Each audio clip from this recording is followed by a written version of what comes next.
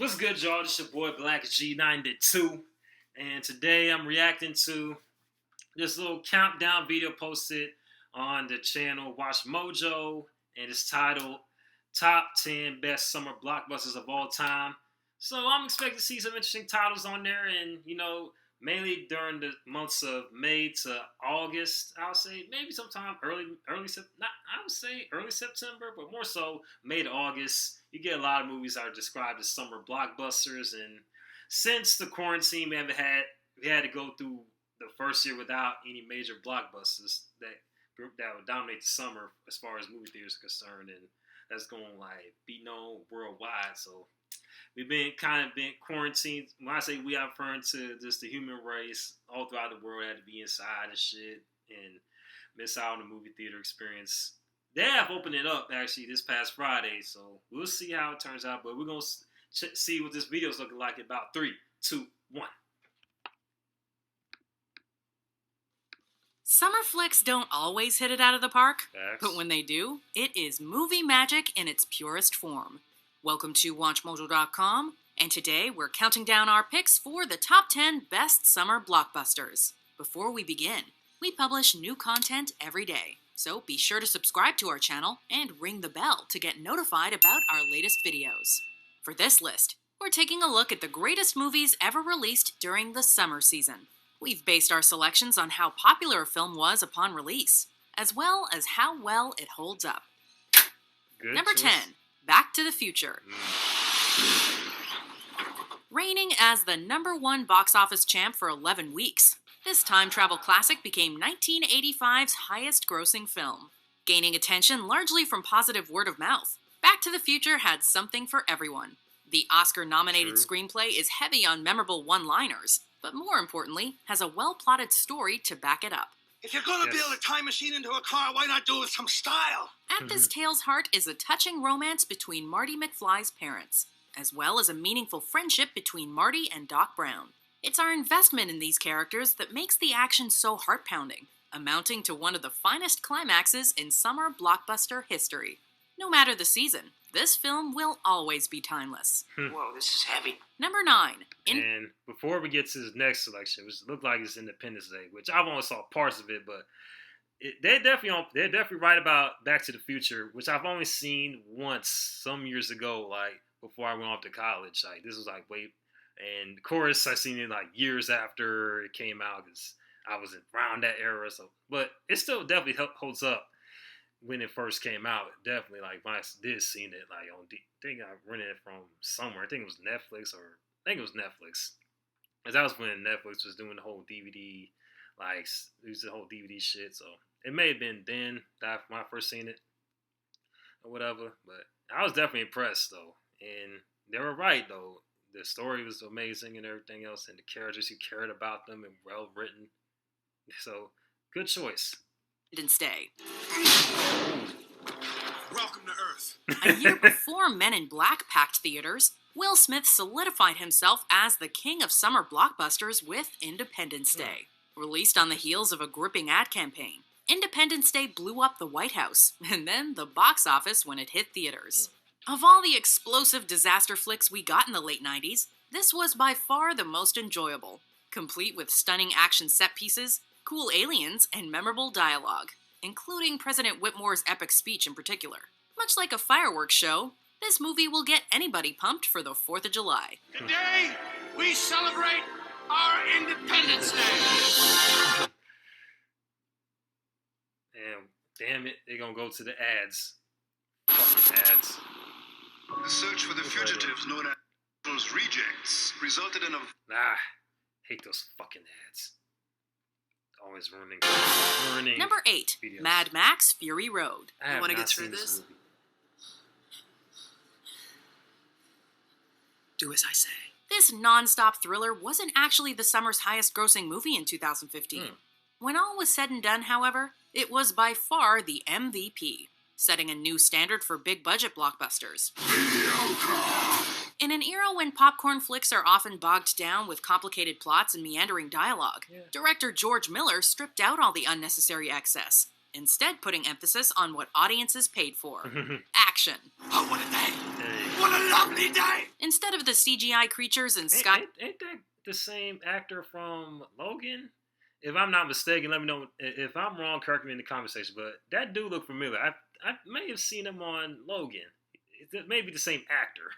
But I've heard a lot of good things about Mad Max Fury Road. But I have not seen the other ones. So I have to see the older ones, before I get to this one. And I believe it's on...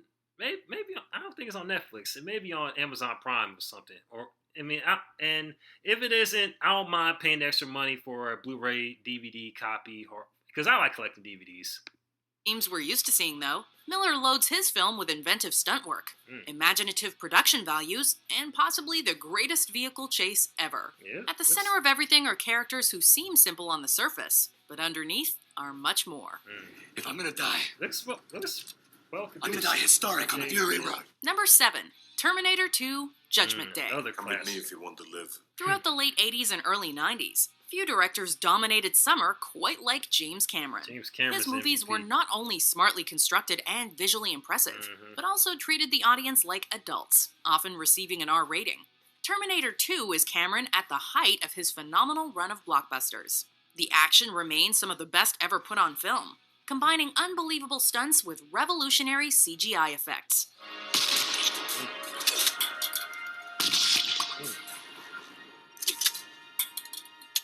Above all else, the film keeps us invested, with a genuine sense of doom and deep themes that explore the meaning of humanity. Much like Aliens, another Cameron film, it's also... I fucking love Aliens. That's one of my favorite movies from that mid-late 80s era. As far as sci-fi action horror films go, my top one, number one pick right there. One of the number ones, that is. I mean, I got a lot more, but definitely gotta check out the Terminator series if I find the time to do it. I've seen Dark Fate and Rise of the Machines, but I've seen parts of the first Terminator movie, but I have not seen Judgment Day. I may have seen parts of that, but I may have to sit through the whole thing one of these days. A rare sequel that expands upon a story, and arguably surpasses its predecessor. Hasta la vista, baby. Number 6, Raiders of the Lost Ark. Steven Spielberg and George Lucas are two names embedded in the summer movie season's DNA. Facts. Likewise, the name Indiana Jones has become synonymous with adventure. With Spielberg behind the camera and Lucas contributing to the story, the filmmakers once again changed the game with Raiders. They set out to capture the nostalgic sensation of watching classic Saturday matinee serials, which made the film's summer release date all the more fitting. Good afternoon, Dr. Jones. I ought to kill you right now. What started as a B-movie ended up transcending the genre that inspired it, and graduated to the A-list. Like a rolling boulder, the action in Raiders of the Lost Ark just keeps gaining momentum, without pausing a second to breathe. Yes. It's the mileage. Number 5, Jurassic Park. Welcome to Jurassic Park. Steven Spielberg is legendary for good reason, and here is the summertime Facts. master again. This prehistoric adventure remains his biggest financial success. 1993 was basically the year... I thought it was some other movie that was more successful than this one, but they're probably right, though, because the first Jurassic Park made a lot of money, because I've done a lot of research on the history of the film and everything else, and plus me growing up having seen it both on VHS, DVD, and of course the Blu-ray version. Got the collection for my birthday last summer, and still holds up. I mean, the CGI, may not have aged as well, but still revolutionary for its time. Because, in comparison to when it first came out on VHS, I mean, looks a lot better than, say, the Blu-ray. You can kind of tell when the CGI and animatronic, but there's some shots that still look relatively good 20 plus years later, though. And, of course, the story is also great as well, and all the actors did their thing. Of course, Sam Neill, Jeff Goldblum, amazing, and Laura Dern, everybody. And Richard Attenborough, rest in peace. Jurassic Park. Audiences were hooked from the early trailers, which wisely only revealed bits and pieces of the dinosaurs Spielberg had cooked up. And viewers were not disappointed when the film finally arrived in theaters, allowing us to finally get a good look at the T-Rex and Velociraptors. Clever girl. A near-perfect mix of suspense and special effects. There's something about Jurassic Park that defines summer movies. To reference John Hammond, it's a film that captured the imagination of the entire planet. Hold on to your butts. Number 4, The Dark Knight. Dark Knight. The summer of 2008 had no shortage of superhero movies, although none reached the same level of popularity or quality as The Dark Knight. At all. A follow-up to 2005's Batman Begins. Director Christopher Nolan raised the bar in every department, from the action to the ideologies to the character development, most notably giving us an unparalleled depiction of the Joker. I believe whatever doesn't kill you simply makes you stranger.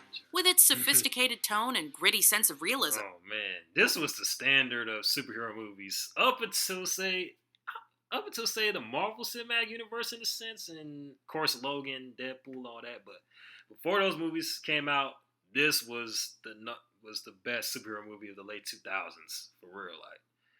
Like everyone in the cast did their thing on it. Of course, Christopher Nolan with the direction and the far as people on the cameras and all everybody just pulled their best grade A performance in this movie. I used to watch this quite a bit on Cinemax.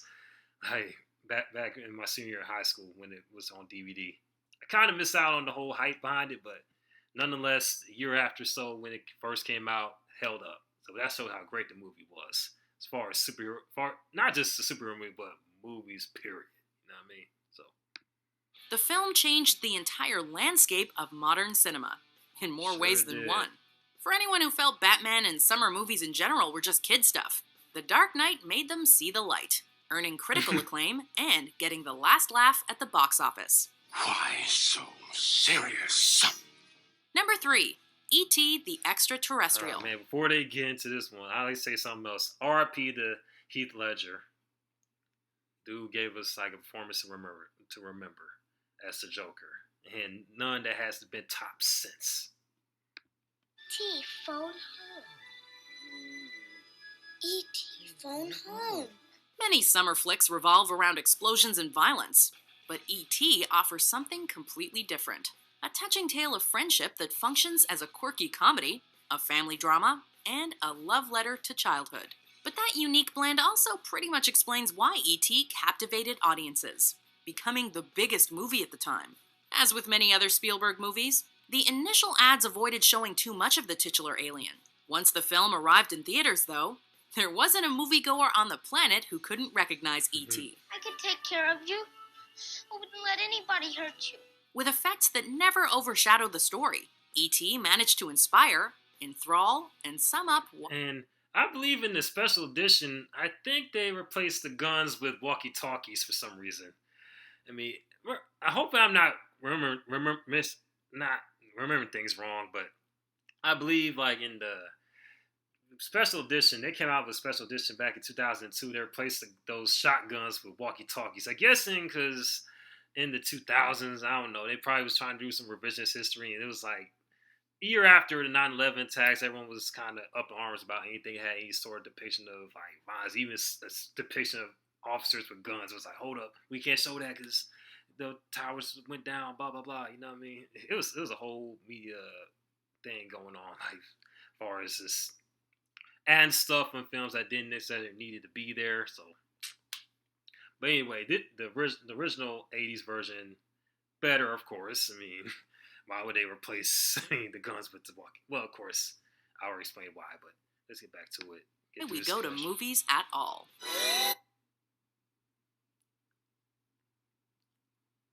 At American Public University, we believe that higher education can unlock higher purpose. So we offer...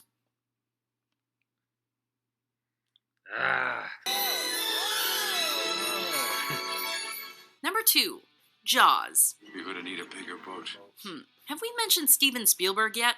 It's safe to assume that none of the other movies on this list would have existed. They gave, I mean, that's why I also noticed before she says anything else, I like to add on that this list added 3 films by Steven Spielberg on there. So it definitely shows that the man was definitely eating off those summer blockbusters alongside James Cameron, of course, and a few others. There's probably, they probably won't add no films from Michael Bay because, most of them were just, had just known for their action and special effects, not much as far as character and such like that. But that was his lane, though, with Michael Bay. But there's a few other directors that made summer blockbusters, but Steven Spielberg is one of the kings, though. Definitely. Him and James Cameron and a few others, of course. If it weren't for this colossal moneymaker, considered by many to be the first true event picture, this Spielberg film established the summer movie season as we know it. What we are dealing with here is a perfect engine, an eating machine. With an enormous marketing campaign and an unprecedented wide release strategy, the buzz was through the roof by the time Jaws debuted. Of course, that wouldn't have mattered if the film itself didn't leave an impression. Fortunately, Jaws was an unprecedented financial and critical hit. Even now, few summer movies can blow Jaws out of the water. Before we unveil our number one pick, here are some honorable mentions. Of course, you gotta put the Avengers.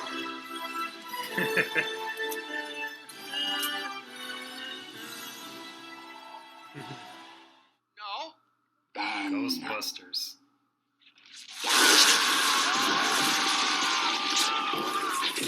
We're leaking gas? We are now.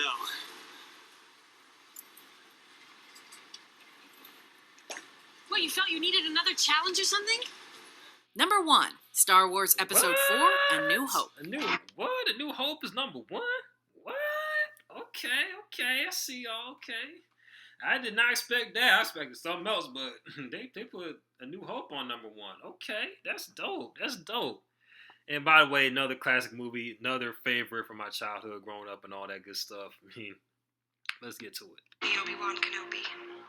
You're my only hope. Jaws might have given birth to the summer movie season, but Star Wars proved it was here to stay, with timeless characters, a detailed mythology, and special effects unlike anything audiences had ever seen. What made George Lucas's film all the more significant was that it was something of a surprise hit.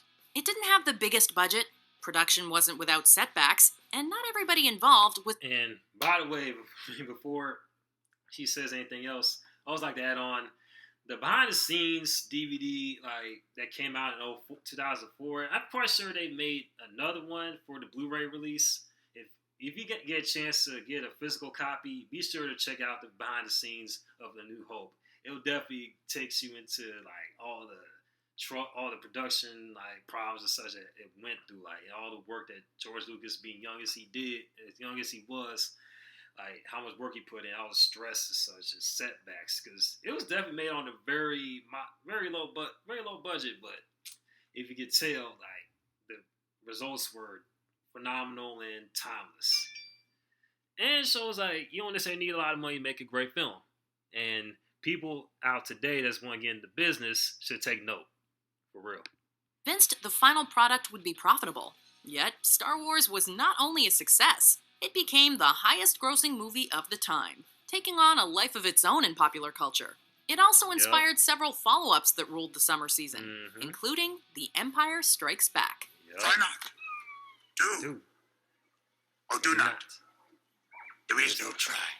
Do you agree with our picks? Check out these other great clips from Watch Mojo and subscribe for new videos every day.